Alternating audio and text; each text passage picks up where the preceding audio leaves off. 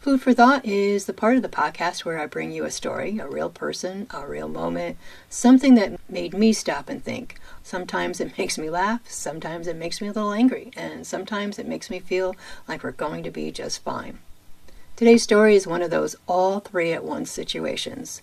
It's about ageism, the kind that sneaks up on you in the workplace, in everyday life, and yes, even in dating.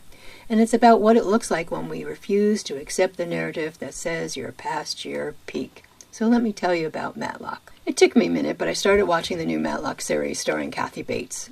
I now wish I had started sooner because I didn't realize how much it would reflect things that have happened in my own life over the last couple of years. The show is about a woman in her 70s who goes back to work as a lawyer, essentially starting over as a rookie. That's how it starts off. Definitely add it to your watch list. But really what gets me is the ageism she faces from the beginning and throughout the series. In the first episode, the character Maddie says that women of her age are invisible to society. People underestimate her, dismiss her, assume she's past her prime.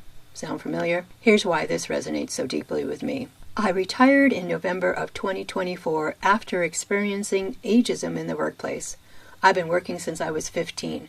That's over 50 years of having a job to go to, of knowing who I was in that 9-to-5 structure.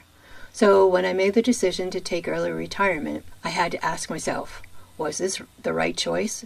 Who am I without that job? Am I going to be okay not having that routine, that identity? But here's what I knew. My responsibilities as my parents' caregiver were only going to grow.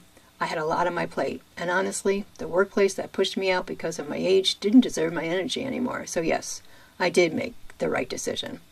Watching Matlock reminds me that retiring or dating or learning something new isn't about being done. It's about choosing what comes next on your own terms.